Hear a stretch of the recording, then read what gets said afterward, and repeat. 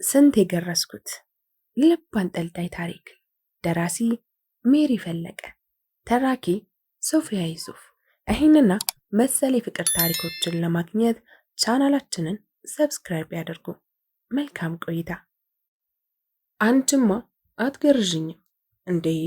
ለመቀመጥም ለመነሳትም በቀረበ አኳኋን አየር ላይ ተንጠልጥሎ አየር ላይ ነህ አረፍ በል ስትል አኳኋኑ ሳቄን እያመጣው የታለ ዶክተሩ ከምር አለኝ ወንበሩ ላይ ተስተካክሎ እየተቀመጠ። እኔ ነኝ አልኩት ምን እንደሚያስብ ለመገመት እየሞከርኩ። ካርዱ ላይ የተጻፈው ዕድሜ 33 ይላል። ወጣት ነው። ማንም ሴት አይተው የምትደነግጥለት አይነት ቁመናና መልክ፣ በራሱ የሚተማመን የሚመስል ገጽታ ያለው። አንቺማ አትገርዥኝም፣ ይሄው አረጃታለሁ እንጂ አንቺ በፍጹም አትገርዥኝም አለኝ፣ ለኔ ሳይሆን ለራሱ የሚያወራ በሚመስል ድምጽ። ለምን? ሴት ስለሆንኩ? አሁና ሴት ብቻ አይደለሽም፣ ህልም የመሰልሽ ቆንጆ ሴት ነሽ። ኦ እሱ ከስራዬ ጋር ምን አገናኘው? ላንቺ ነዋ ስራ። ቀጥሎ ያልሰማሁትን ነገር አጉተመተመ። ይቅርታ አቶ ሲሳይ፣ ብዙ አገልግሎት ፈላጊዎች ውጭ ተሰልፈዋል። ስራችንን እንቀጥል። ስለ ቁጣሽ ይሰማሽ መሰለሽ እንዴ አለ ወደ ሱሪው ዚፕ አይኑን እየላከ። መሳቅ አምሮኛል፣ ግን መሳቅ የለብኝም። እንዴት ሳትገረዝ? ጥያቄን የምጨርስበት ቃል ስፈልግ አረጀህ አይባልም ግን እሺ ባክሽ፣ አንጀት ነው ታሪኩ። ተረት ነገር ነው የሚመስለው። እየሰራሁ ታወራኛለህ። ብድግ ብሎ ገላውን አራቆተው። እንዴ እንደዚህ አይደለም የምሰራው አልኩት። ቆይ ግን ትንሽ ወንድ ገርዘሽ ታውቂያለሽ አለኝ። ምንም የተጋለጠ ሳይመስለው ተረጋግቶ ልብሱን ወደ ሰውነቱ እየመለሰ። አዎ አውቃለሁ፣ እኔን የሚያህል ኧረ ካንተም የሚበልጡ። ይህን ነገር መቼም እንዲህ እንደቆመ አትገዘግዥውም አይደለ? እፍረት አይታይበትም። አይዞ ብዙ አትፍራ፣ ማደንዘዣ ሰጥሃለሁ። አይደለም ማደንዘዣ፣ ፀሐይ የመሰልሽ ሴት እያየሽኝ እንዴት አላፍርም? ሞቾ እንኳ ቢሆን ከዚህ አይነት ነገር ማገገም አልችልም እኮ። አሁን አለመሳቅ አልችልም ነበር። መጥሪያዬን ተጭኜ እጄን ከማንሳቴ ሲስተር ገባች። እረ ፍጥነት! በሩ ላይ ነበረች እንዴ? በማያገባው የሚገባ ሰው በጀልታ ማለፍ አልችልም እኮ። ግን እንዳልሰማሁ ወደ ሲስተር ዞርኩኝ። ሲስተር ማረፊያውን ታሳይሃለች፣ እዛ ቆየኝ። ካርዱን ለሲስተር አቀበልኳት። እሷ ያልኳትን ሰምታ ወጣለች። እሱ እንደተቀመጠ በትዝብት ያየኛል። ምንድነው? ይሄን ፊትሽን ግን ስሞትልሽ ጸብ ሲኖረኝ እዋስሻለሁ። እሺ እምቢ እንዳትይ። አቶ ሲሳይ የሚመለከትህን ነገር ላይ ትኩረት እናደርግ እሺ። እያናደድኩሽ እንኳ ፈገግ ብለሽ ነው የምትቆጪኝ። ምክንያቱም ደሞዝሽን የምከፍልሽ እኔ ነኛ።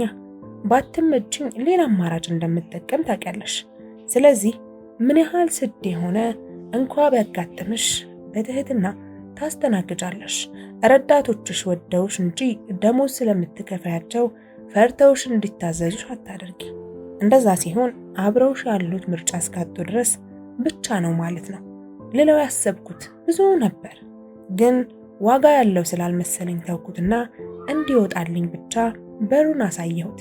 ተነስቶ እየወጣ በሩን ተደግፎ ቆም አለና ያንቺን ስራ ደሞዝ ከፍለሽ እንደምታሰራቸው ሳይሆን እነርሱም የስራው አካል እንደሆኑ እንዲሰማቸው አድርጊ። ያኔ ላንቺ ወይም ለደሞዝ ብለው ሳይሆን የራሳቸው ስራ መሆኑን ስለሚያስቡ ማንም ስራው እንዲበላሽበት አይፈልግም። አቶ ሲሳይ 6 ዓመት ይህን ሆስፒታል ቀጥ አድርጌ አስተዳድራለሁ። ሰራተኞቼን እንዴት መያዝ እንዳለብኝ አንተ አትነግረኝም። እንዴት ያለው ነው? እያናደደኝ እኮ ነው። ፈገግ ብሎ ከወጣ በኋላ መለስ ብሎ አይባልም ግን እሺ። ቤት ውስጥ የተቀጠረ ሰው እንኳ አሁን ቀርቷል። ሰራተኛ አይባልም። ሆስተስ፣ አቀናባሪ ምናምን ነው የሚባለው። በሙያቸው የሚረዱሽን ሰዎች ሰራተኞቼ ኧረ አይባልም ብሎኝ በሩን ዘጋ። ኡፍ ምን አይነቱ ነው ዛሬ ደግሞ የመጣብኝ? በ3 ቀናት ውስጥ የተኛሁባቸው ሰዓታት 7 መሙላታቸውን እኔ እንጃ። እቤት ሄጄ አላቅም። ተረኛ ታካሚ እስኪገባ ስጠብቅ እያወራ ወደ ውስጥ ዘለቀ። ስንቴ ነው የምትገርዥኝ? ማለት ቁስሉ ተቦትርፎብሻል እንዴ ጨረሽኝ ብዬ ነው አንቺ ጋር የመጣሁት። አልገባኝም። እስኪ እዛ ጋር ሁንልኝ። ምን ሆኖ ነው አልኩት። እኔ አንቺን ማሰብ ማቆም አቃተኝ። የሚያሾፍ ይመስላል። ቁስሉ ግን እንዳለው ቆስሎ ነበር። ስነ ስርዓት ባለው መንገድ እንደ አዋቂዎች እናውራ አልኩት። ማንም ደንበኛ በዚህ መጠን ነፃነት እንዳወራኝ አላስታውስም። እኔ የምለው ማሂ አለ ኮስተር እንዳለ። ዶክተር ማህደር መለስኩለት። ኡፍ ከክብርና ከፍቅር የቱ ይበልጣል መሰለሽ? ሁለቱም ዋጋ ያላቸው የማይነጻጸሩ ነገሮች ናቸው። ዶክተር ብልሽ ያከበርኩሽ ሊመስልሽ ይችላል። ማሂ ስልሽ ግን ውዴታዬን እየነገርኩሽ ነው። ከክብር ሁሌም ፍቅር ይበልጣል። በክብር ውስጥ ፍቅር ላይኖር ይችላል። በፍቅር ውስጥ ግን ሁሌም ክብር አለ። የሆነ ነገሬን ያወቀ ስለመሰለኝ ተናደድኩ። ለተናገረው ትኩረት የሰጠሁ ባለመምሰል ጨርሻለሁ። ተጨማሪ አንድ መድኃኒት አዝልሃለሁ። በትክክል መድኃኒቱን ከወሰድክ በድጋሚ እዚህ መመላለስ አያስፈልግም አልኩት። ኦኬ አልጋ ልትሰጪኝ ማለት ነው? እሱ ጥሩ ሐሳብ ነው አቶ ሲሳይ። ለጨዋታ ጊዜ የለኝም። ሊኖርሽ ግን ይገባል ማሂ። መልስ ሳይጠብቅ የጻፍኩለትን ወረቀት ተቀብለው ወጣ። ዶክተር ያ ሰውዬ ነው የላከልሽ። ሲስተር ቀለም በፈገግታ በደመቀ ፊት ጠረጴዛዬ ላይ በፎይል የተጠቀለለውን ምሳ አስቀምጣ ወደ በሩ ተመለሰች። ሲስተር ከዛሬ በኋላ የሚያመጣውን ምሳ እንዳትቀበሉ አልኳት። ለሁለተኛ ጊዜ ታክሞ ከሄደ ጀምሮ 3 ቀኑ ነው። የምሳ ሰዓት እየጠበቀ ምሳ ይልካል።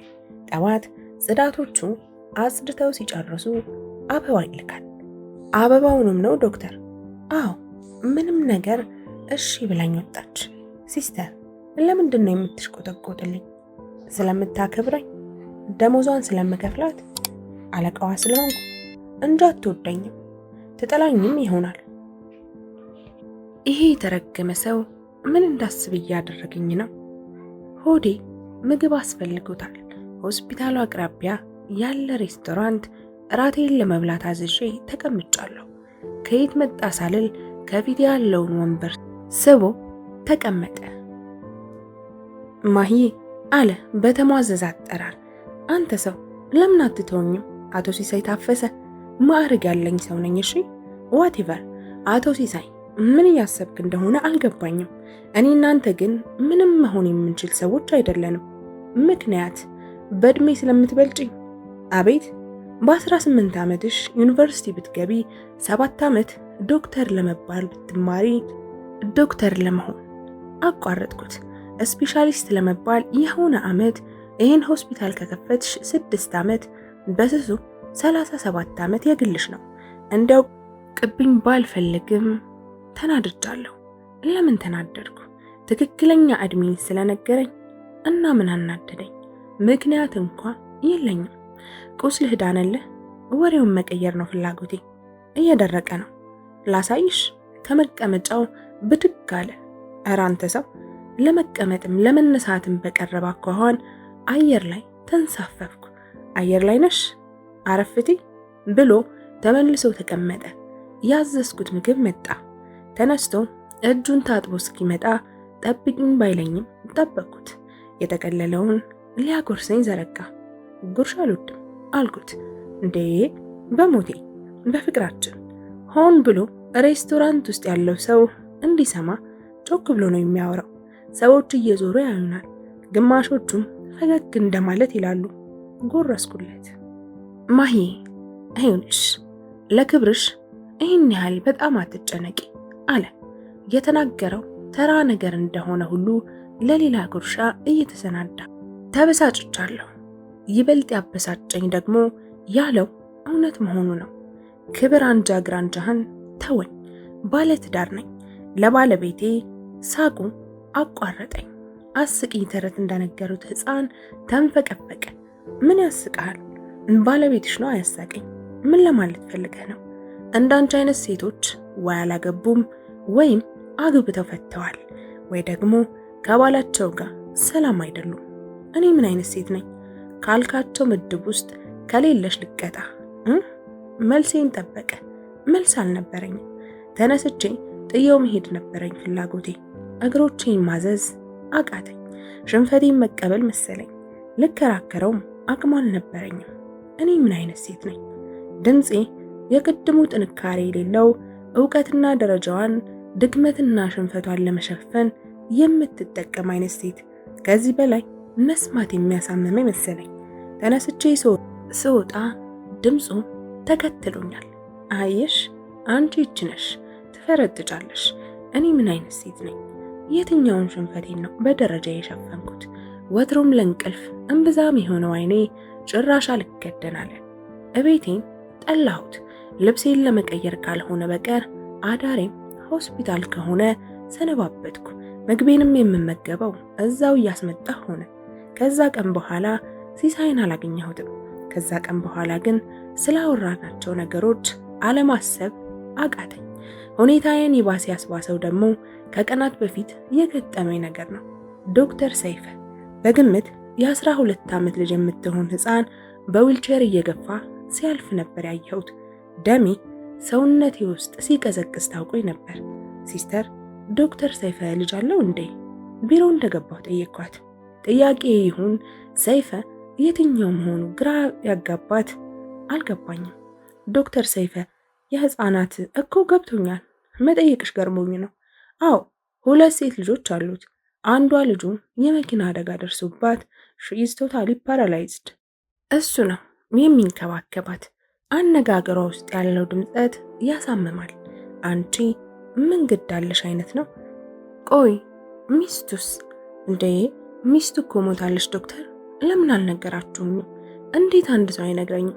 ጸጸቴን ማራገፊያ አጥቼ እንጂ እሷ ላይ የምጮህበት ምክንያትም መብትም የለኝም። ምን ብለን ዶክተር፣ አንቺ ልብ ስለማትይ እንጂ እኮ ለሕክምና እዚህ ትመላለሳለች ብላኝ በመገረም እያየችኝ ወጣች። ኡፍ፣ ምንድነው የሰራሁት? ዶክተር ሰይፈ በሙያው ማንም እንከን የማይወጣለት ጎበዝ ነው።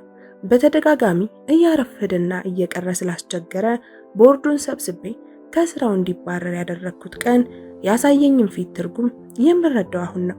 ምክንያቱን እንኳ ሊነግረኝ የደከመው ነበር የሚመስለው። እሺ ብቻ ነበር ያለኝ። ከቦርድ አባላቱ አንዱ ምክንያቱን እንድሰማው ጠይቆኝ ነበር። ተውት፣ ምክንያቴ ለእናንተ እያስረዳው ህመሜን አላበዛም። ለእስከዛሬ ቆይታችን አመሰግናለሁ ያለው በሰዓቱ ምን ያህል ለመስሎኝ ነው ከምንም ያልቆጠርኩት። እንዴት ግን አንዳቸው እንኳ ልጁን እያስታመመ ነው አይሉኝም? ይህን ያህል ድንጋይ ልብ ነው ያለኝ የምመስላቸው? ይጠሉኛል ማለት ነው አይደለ? ማሰብ ይደክማል እንዴ? ማሰብ ደከመኝ። ስልኬ መልእክት መቀበሉን ነገረኝ። ከፈትኩት። የማላውቀው ቁጥር ነው። ሁሉም ሰው የራሱ የሆነ አይነኬ የህይወት ክፍል አለው። ያን ሽሽት የሆነ ነገር ውስጥ ይደበቃል። ሌት ተቀን ህሙማንን ማገልገልሽ ለብዙዎች ታታሪነትሽ ይነገራቸዋል። ስራሽ መደበቂያሽ መሆኑን ግን አሳምረሽ ታውቂዋለሽ። ከሱ ውጪ ማንም አይሆንም። ቁጥሩን ደወልኩበት። ይሄ ደግሞ ሊያሳብደኝ ነው እንዴ ሐሳቡ? ምንድነው ከኔ የምትፈልገው? ምንድነው ግን ችግርህ? ደና ነኝ። ምሳ እንኳ አይመቸኝም። እራት ቢሆንልኝ እመርጣለሁ አለኝ ዘና ብሎ። ምን ልለው ነበር የደወልኩት? ቁጣዬን ምላሴ ላይ ምን ያልከሰክሰዋል? እራት ልጋብዝሽ አለኝ ዝምታዬን ተከትሎ።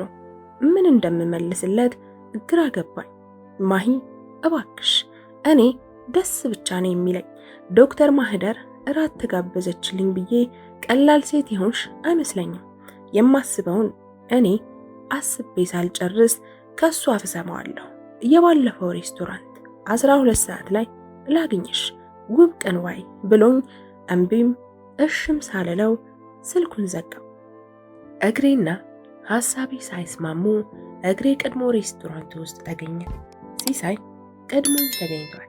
ልጨብጠው የዘረጋሁትን እጄን ሳብ አድርጎ አቀፈኝ።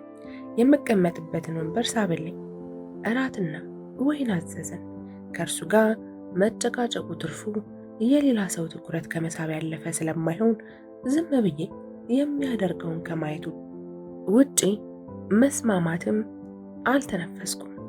አፉ ከማውራቱ እጁ ከማጉረስ ሳይቦዝን እራት ተመግበን ጨረስን። እኔ ከዚህ በላይ ማምሸት አልችልም።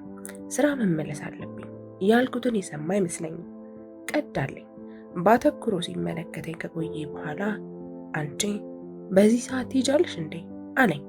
ያመሃል እንዴ አልኩት ደንግጬ። ይሁን አፍሬ አላቅም። ምን ነው አንቺ ጭራሽ 00 ነሽ እንዴ? በማብሸቅ ለዛ ነው ያወራው። ደግሞ አብሽቁኛለሁ። አንተ እኔን ለማንጓጠጥ የሚያስችልህ ቦታ ላይ እንዳለህ ነው የሚሰማ። ሳልጨርስ መንፈቅፈቁን ያዘው። ማሂ ከኔ ጋር ስታወሪ ጨዋ ቃል አትፈልጊ።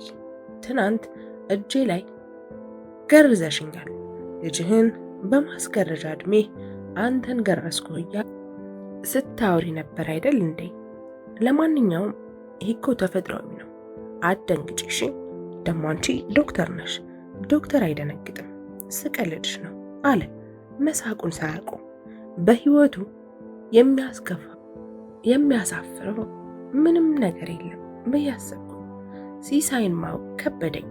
ያልተገረዘው ቤተሰባቸው ወንድ ልጅ እየሞተ ሲያስቸግራቸው የሄዱበት ጠንቋይ እንዳረገዘ ስለነገራቸው መሆኑን እንደለመደው በራሱና በቤተሰቡ እየቀለደ ነገረኝ። እያደግኩ ከመጣሁ በኋላ መገረዙ አሳፈረኝና አረጃው። በፍጹም አፍረህበት የምታውቅ ግን አትመስልም ነበር። አንቺ ጋር ስመጣማ ከማፈር አልፎ አስጠልቶኝ ነበር። ሲያወራ በራስ መተማመኑ ለሰከንድ አልተለየውም። ደጋግሞ ከሚያወራቸው ነገሮች በወላጆቹና በ6 እህቶቹ የተለየ ፍቅር ተሰጥቶት እንደኖረ ገባኝ። ከብዙ ሰው ጋር መግባባቱ፣ ብዙ ጓደኞች ማፍራቱ፣ ምናልባትም ከተማረው የሳይኮሎጂ ትምህርቱ ጋር ግንኙነት ይኖረው ይሆናል ስላሰብ ጓደኞች የሉሽም አለኝ።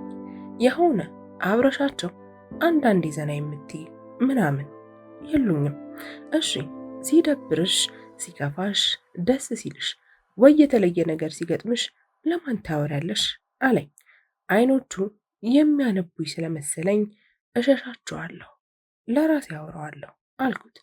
አይኑን ሳይሰብር እያየኝ። አንተስ አልኩት። ለምሳሌ በኋላ ሸኝቼሽ ስመለስ ለሆስፒታላችሁ ዘበኛ ደስ እንዳለኝ ልነግረው እችላለሁ። ቀለል አድርጎ ነው የሚያወራው። እየቀለድክ ነው? ነው አልቀለድኩም፣ የምሬን ነው የምልህ። ከእኩዮችህ ጋር ቢያንስ ከቤተሰብህ ጋር በአንተ ደረጃ ካሉ ሰዎች ጋር አላስጨረሰኝም። ደረጃ ምንድን ነው? ደረጃ መዳቢውስ ማን ነው? እኔን ከኛ ዘበኛ ጋር ወይም ደግሞ ከዚህ አስተናጋጅ በላይ ወደ ታች ደረጃ የሰጠን ማን ነው? የኔ መማርና ቢሮ መቀመጥ፣ የእሳቸው የኔን እድል አለማግኘትና ዘበኛ መሆን? ንገሪኝ እስኪ። እሳቸው የሚያውቁትን ወይ የሚችሉትን ደረጃ ብለን ባወጣንላቸው ዘበኝነት እንዴት እንመዘግበዋለን? አይቼበት የማላቅበትን የለበጣ ፈገግታ ፈገግ ብሎ ቀጠለ። አፈር ምን ደረጃ አለው? ነፍስስ ብትሆን ያው ነፍስ አይደለች? በምትሰራው ስራ ካልዳኘችን በቀር የሰው ደረጃው ሰውነቱ ነው አለኝ። ዝም አልኩት። ምንስ ልለው ችል ነበር? ቤተሰቦች የት ናቸው አለኝ ወዲያው ከዛኛው ስሜት ወጥቶ። ቤተሰቦቼ ምን ነው ሞተዋል? ተጣልታችኋል? ወይስ እንደ እህል ዘርተውሽ ነው የበቀልሽው? ተናድጄ አቋረጥኩት። ቁስሌን እያወራ እንደሆነ አልገባው። ምንም ስነ ስርዓት አታውቅም፣ ባለጌ ነህ እሺ አልኩት። እሺ አለኝ፣ ቁጣዬን ከምንም ሳይቆጥረው እጄን እየዳበሰ። እሺ ግን ንገሪ፣ ማወቅ እፈልጋለሁ። ምኑን ልንገረው? አባቴ ከእህቱ ልጅ እንደወለደኝና ወንድ አያቴ እንዳሳደጉኝ አድጌ ራሴን እስከማውቅ አባትና እናቴን እንደማላውቅ ቤተሰቡ ውስጥ እንዳንዳንድ ጭማት ሲጸየፉኝ እንደኖርኩኝ አያቴ ሲሞት ያየሁትን አስቀያሚ የህይወት ገጽታ የቱን ልንገረው? ለማንም ለማውራት የሚቀል አልነበረም። እምባዬ መጣ። እያየኝ ማልቀስ አልፈለኩም። ፈርጣጭ በለኝ። ተነስቼ መውጣት እንደጀመርኩ እምባዬን ማቆም አቃተኝ። ሬስቶራንቱን መግቢያ እንዳለፍኩ ሮጦ ደረሰብኝ። አቀፈኝ። እንደ ሕፃን ልጅ ደረቱ ላይ ጥብቅ አድርጎ አቀፈኝ። አለቀስኩ። አላባበለኝም። ፀጉሬን እየደባበሰ ብቻ አይዞሽ፣ ምንም ችግር የለም፣ ሁሉንም ነገር ንገሪ ልስማው አለኝ። እንደተለመደው እያሳቀኝ የሆስፒታሉ መግቢያ ድረስ ሸኘኝ። ሲሰናበተኝ መልሶ አቀፈኝ። ከሆነ ነገር የሸሸገኝ መሰለኝ። ሰላም ያለበት አይነት። እሱም የገባው ይመስል አቅፎኝ ለደቂቃዎች ቆየ። ግንባሬን ሳመኝ። ዶክተር ሰላም አይደለሽም እንዴ አለችኝ። ሲስተር ቀለም መግባቷን አላስተዋልኩም። ሰላም ነው ሲስተር፣ ዶክተር ታዴ እየፈለገሽ ነው፣ ኢመርጀንሲ ነው ስልሽ እኮ አልሰማሽኝም። እያወራችኝ የሻከረ መዳፏን ታፍተለትላለች። እስከ ዛሬ እጇን አይቼው አላቅም። ከድምጿ በቀር ምኗንም አስተውዬ አላቅም። ለምን ነበር አውርቻት የማላቀው? ለምንድን ነው ግንባሬን እንደቋጠርኩ ገብቼ ግንባሬን እንደቋጠርኩ የምወጣው? እንዲያከብሩ ሲሳይ እንዳለኝ በራሴ ስለማልተማመን ወይስ ደረጃዬን ስጠብቅ? ሲስተር ቤተሰብ አለሽ እንዴ አልኳት ለመሄድ እየተሰናዳሁ። አዎ ባለ ትዳር ነኝ፣ አንድ ልጅም አለኝ። ምን ነው ምን አጠፋው? ጉልበቴ ከዳኝ። ዞር ያየኋት በደቂቃ ብዙ ነገር አሰብኩ። ትፈራኛለች፣ ምክንያቱም ስራዋን ማጣት አትፈልግም። ከስራ ውጪ ስለምንም ነገር አውርቻት አላቅም። ደሜ ቀዘቀዘ። እንዴት አይነት ጭራቅ አድርገው ነው የሚያስቡ? እንዲሁ ማወቅ ፈልጌ ነው። ለምን ትፈሪኛለሽ? አንቺ በጣም ታታሪ ሰራተኛ ነሽ እኮ። ትከሻዋን ዳበስ አድርጌ ወጣሁ። ፈገግ እያልኩ መሆኔ ለራሴ ይታወቀኛል። ታካሚዎቼን እየፈለግኩ እንደማዋራቸው ገብቶኛል። እያፏጨሁም መሰለኝ። ሰሞኑን በተደጋጋሚ ከሲሳይ ጋር እራት መብላቴን ተከትሎ እንደዛ እየሆንኩ ነው። ዶክተር ሰይፈን ይቅርታ መጠየቄ የሆነ ጭነት ከላይ ላይ እንደማራገፍ ነበር። ወደ ስራ እንዲመለስ የሚያስፈልገውን ሁሉ እንደማደርግ ስነግረው ግን ይቅርብኝ ካለው ቃል በላይ ከቃሉ ጋር ከንፈሩን ነክሶ የፈገገው ፈገግታ ራሴን ደጋግሜ እንድረግም አድርጎኛል። ሲስተር ቀለም በተረኛ ታካሚ ፈንታ ገባች። ዶክተር ሰው ይፈልግሻል። ሲሳይ ነው? ትንሽ ታገሰኝ በይውና ተረኛ ታካሚ ያስገቢልኝ። ዶክተር ባለቤትሽ ነው። ባለቤትሽ ማለት ኢሳያስ? ቢሮው ድረስ እየመጣ ለምን ትረብሻኛለህ ኢሳ? እናፍቅሽኝ። ከዚህ በላይ ሳላይሽ መቆየት አልችልም። ከዩኒቨርሲቲ ጀምሮ የማውቀው ሰው ነው ኢሳያስ። ለ6 ዓመት አብሮኝ የኖረ የትዳር አጋሪም ነው። አብረን በኖርንባቸው ጊዜያት መጀመሪያዎቹ ዓመታት በፍቅር ያጌጡ ነበሩ። እየሰነባበተ ግን ሳንጀጋጀግ ያለፉ ቀናት ውስን ሆኑ። የ2 ዓመት ልጃችን በሞት ስትለየን ሰላማችን ይባስ ደፈረሰ። ልጃችን የሞተችው በምግብ መመረዝ ነው። ታማ ስትሰቃይ ሁለታችንም ልንደርስላት አልቻልንም ነበር። ሰራተኛዋ ስትደውልልኝ ስራ ላይ ነበርኩ። ስልኬን እየሰማሁት ቆይቼ ለመደወል አስቤ ተውኩት። ግን ቆይቼም አልደወልኩም፣ ሌላ ስራ ያዝኩ። እናም ልጄን ሳልደርስላት ሞተች። እሱም በተመሳሳይ ምክንያት ስልክ ሳይመልስ ቀረ። ቆይቼ ስደርስ ዘግይቼ ነበር። ለዚህ በደሌ 1 ሚሊዮን ጊዜ ራሴን ብቀጣው በቂ አይሆንም። ከኢሳያስ ጋር መወቃቀሱ አቁሳይ ስለነበር በሆነ ባልሆነው ሰበብ እየፈለጉ መነታረክ ሆነ ምሽታችን። ቤቱን ለቆ ከወጣ 3 ወር አለፈው።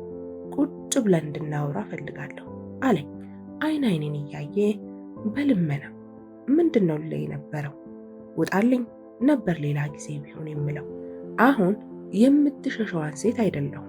ምንም ቢሆን የምትጋፈጠዋን ማህደር እየተለማመድኳት ነው። እደውልልሃለሁ ያልኩትን ያመነኝ አይመስለኝም። ተገርሞ እያየኝ ተሰናብቶኝ ወጣ። የገባኝ አንድ ነገር ሲሳይ በብዙ ፍጥነት ማንነቴን እያሾረው መሆኑ። ወደ ቤቴ ገብቼ ሲሳይ ያለኝን አደረግኩ። በህይወትሽ የምትሸሹ ነገር ምንድን ነው አለኝ። መስታወት ፊት ቁሚና ለራስሽ ንገሪ።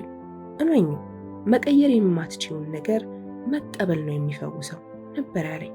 የልጄን ፎቶ ከደበቅኩበት አወጣኋቸውና በመጀመሪያው ቀን ቀላል አይሆንም ነበር ያለኝ። ቀላል አልነበረም። ሁሉንም ፎቶዎች በፊት የተሰቀሉበት መለስኳቸው። መሸከም መደበቅም መድኃኒት አይሆንም። ስሸሽ የተጠራቀመው እንባዬ ገደቡን ጥሶ አይኔን አደፈራረሰው። ስልኬ መጥራቱን እንኳ የሰማሁት ብዙ ከጠራ በኋላ ነበር። ምን ሆንሻል? አልቅሰሽ አይደለማ? ሲሳይ ነው አልቅሼ ነው እያልኩት ጭራሽ መንፈቅፈቅ ጀመርኩ። ምን ተፈጠረ? ቤቴ እጃጅ ድረስ አድርሶኝ ነበር የተመለሰው። መልስ መመለስ እስኪያቅተኝ ሲቃ ያነቀኝ። በቃ መጣሁ፣ ስልኩን አትዝጊው፣ እያወራሁሽ እደርስልሻለሁ። እኔ አጠገብሽ ሆኜ እንደፈለግሽ እንድታለቅሺ ፈቅድልሻለሁ። እስከዛ ግን ስወድሽ አታልቅሺ ብሎኝ ሊያስቀኝ እየሞከረ ከቤት ሲወጣ ብርድ እንዳይመታ ተጠንቀቅሽ ብየው ተለያየን። ታክሲ ሲያናግር የኔም መቤት ደግሞ ስስ ቢጃማ ፍለጋ ቁም ሳጥኑን ዘረጋግፊዋለሽ ሲለኝ ሲከፍል ስንቴ መስታወት አየሽ አለኝ። ሲደርስ እውነትም ማልቀስኝ ትቼ ልቤ ተሰቅሎ እየጠበቅኩት ነበር። በሩን ከፍቼ ተጠመጠምኩበት። ሙሽራውን በሰርጉ ዕለት ወደ መኝታ ቤታቸው እንደሚያስገባ ሙሽራ አቅፎ ወደ ሳሎኑ ገባ። ማልቀሴን ረሳሁት። ሳሎን ውስጥ የተሰቀለውን የኔንና የኢሳያስን የሰርግ ፎቶ አይቷል፣ ግን አልጠየቀኝም። ሌላ ነገር እያወራን ሲያስቀኝ ቆየ። ሲስ ወይም መቤት ስለ እኔ ማወቅ ያለብህ ነገር አለ? ምን ትነግሪኝ? በፎቶ አሳየሽኝ እኮ አስጎበኘሽኝ አለ ወደ ፎቶ እየጠቆመ። እየቀለድኩ አይደለም ሲስ፣ ከምሬ ነው። እሺ መቤቴ ንገሪኝ። ስለ ኢሳያስና ስለ ልጄ ነገርኩት። ብቻዬን ስለፈልፍ ሲያባብለኝ ቆየ። ብዙ ደቂቃ እቅፉ ውስጥ ካቆየ በኋላ በአንቺ ደረጃ ካሉ ሴቶች ይልቅ አንዲት ምንም የማታውቅ የቤት እመቤት የሰመረ ትዳር ለምን የሚኖራት ይመስልሻል አለኝ። ጭራሽ እንደዛ ስለመሆኑም እንጃለህ። ምን ለማለት ፈልገህ ነው? ይሄ ሀቅ ነው።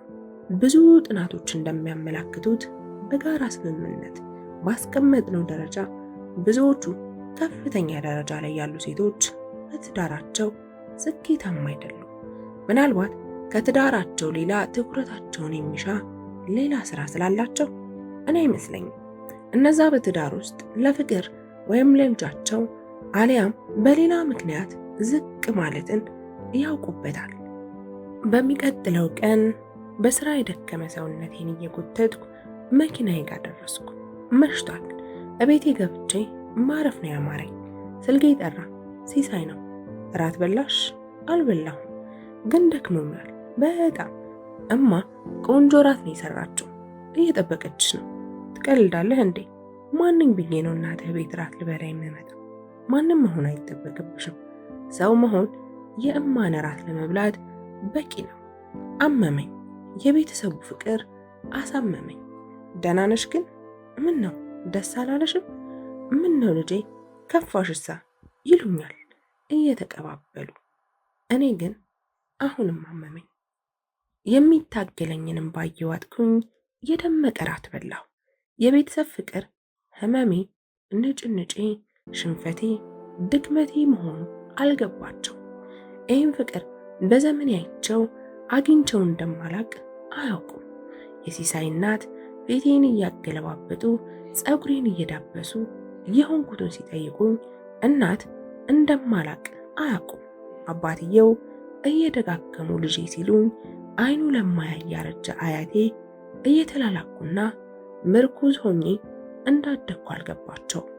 እህቶቹ እግሬ ስር በርከክ እያሉ ሲሳይ አስከፍቶች ነው እሱ እኮ ክፍታፍ ነው ሲሉኝ አያቴ ሞቶ የአክስቴ ልጆች እንደምናምንቴ እየቆጠሩኝ ተምሬ መጨረሻዬን አያውቁም። ብዙ አወሩኝ። አቤት ይዟት የመጣ ብቸኛ ሴት መሆኔን ነገሩ። እንደምንም ያመኩትን እምባዬን መኪናዬ ውስጥ ሲሳይ እቅፍ ውስጥ ዘረገፍኩት። አላባበለኝም። እየደጋገመ እምባዬን እየጠረገ ፀጉሬን እያሻሸ ጠበቀኝ። አውሪ፣ የተሰማሽን ሁሉ አውሪ አለኝ። ሲቃዬ አላስወራለኝ። ምንም ይሁን ምንም የተሰማሽን ሁሉ አንድም ሳታስቀሪ ንገሪኝ። አንቺ ራስሽን ከምትረጁ በላይ እረዳሻለሁ። እንባሽ ከመጣ አልቅሺ፣ ብቻ ግን ልስማሽ አለኝ መረጋጋቴን ሲያይ። አሁን እኮ መሽቷል፣ ሌላ ቀን ላውራ። ማደር ካለብኝ እየሰማሁሽ አድራለሁ። አውርቼ የማላቃቸው ብዙ ነገሮችን ነገርኩት። ሳለቅስ አሁንም አያባብለኝም። እጄን እየደባበሰ ይሰማኛል። ስለ ቤተሰቦቼ ሁሉንም ነገርኩት። አያቴ ሲሞት ከልጅነቴ ጀምሮ ምርኩዝ ሆኜ ስላደግኩ ያለውን ንብረት ሁሉ ተናዞልኝ ነበር የሞተው።